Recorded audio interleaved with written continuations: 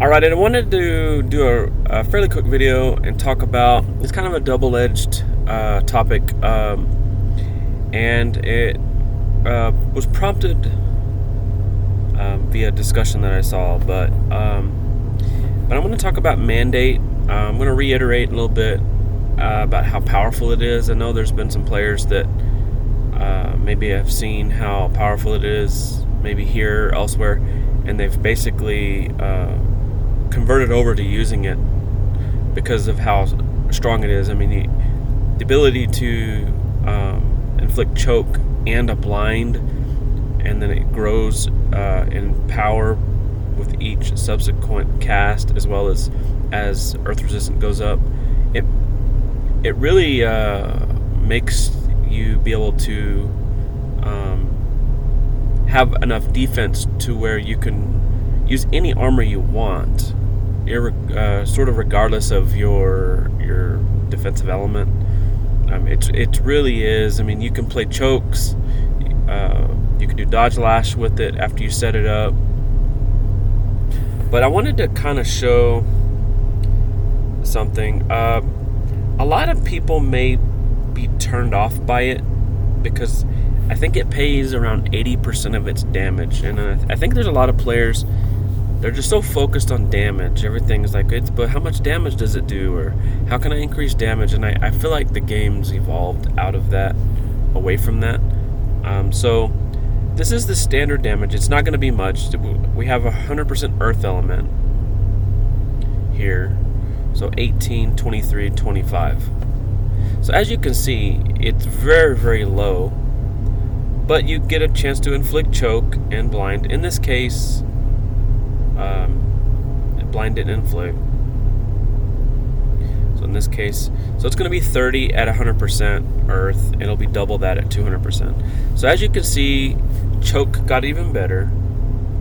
So, there's not much hit points being lost here, but you are setting yourself up for being pretty defensive. I'm using the Mana Defender shield in this case and granting myself the barrier here.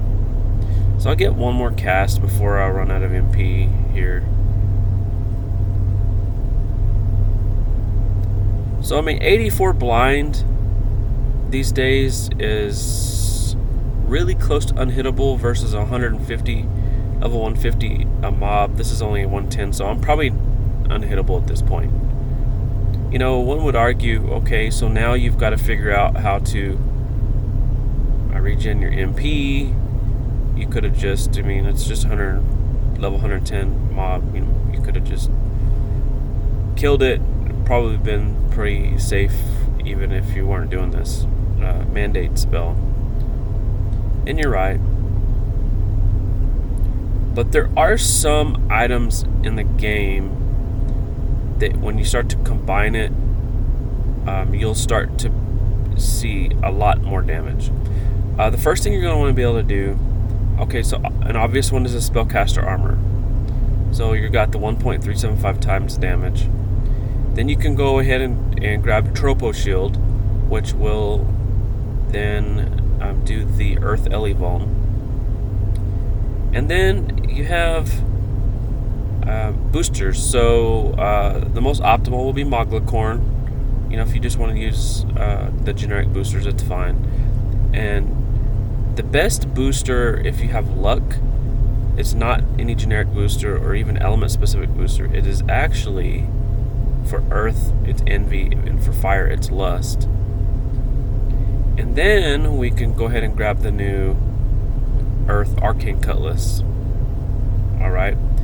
And then if we wanted to, we could do a damage misc. I typically don't use this very much. It's too much SP for me, but for the purposes of this, it does have some synergy with the choke.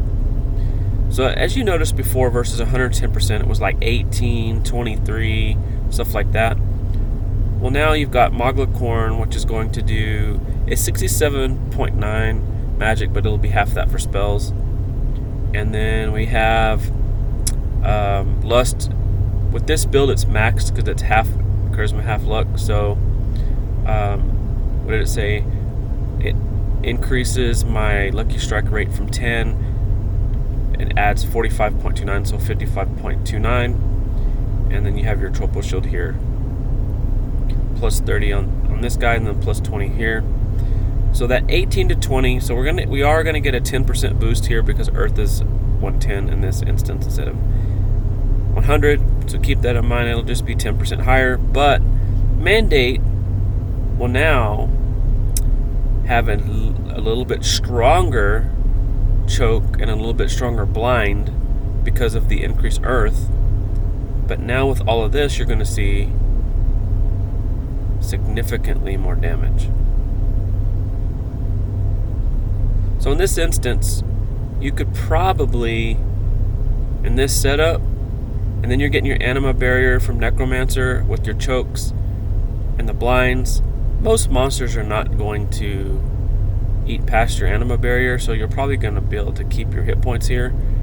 You know, what is ice? Ice is 32%. I think Tropo Shield has ice resistance on it. And you just spam the spell. Does good damage while you have an ever-growing defense. This spell is a Mogloween item, and actually I would recommend it. I would recommend 74th Law, and I would recommend even the poison. I would just get it while you're there. The poison, it's like a wind poison, Zorbac's Ultimatum or something, whatever it's called.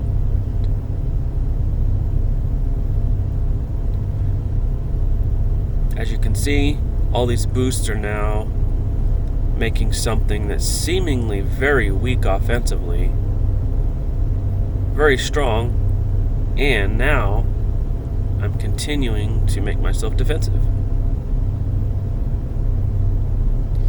And again, the nice thing about Necromancer is you get the free heals with Grasp Essence. I'll do one more. Let's see if I can Prime Chaos Orb to that 130.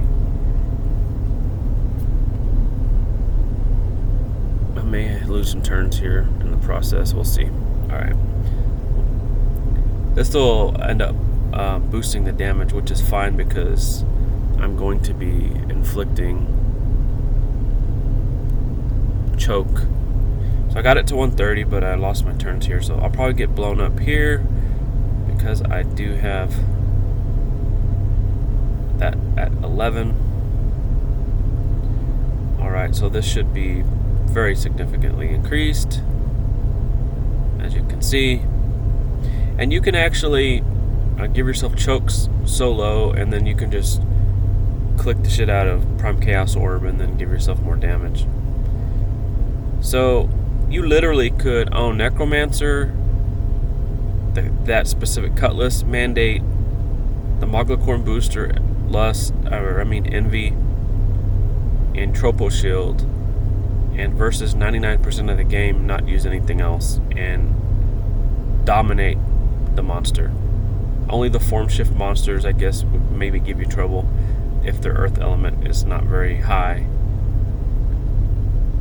But that's just an example of taking something that gives lower damage, keeping the effect, but then using boosters to bring the damage up to normalized damage or higher.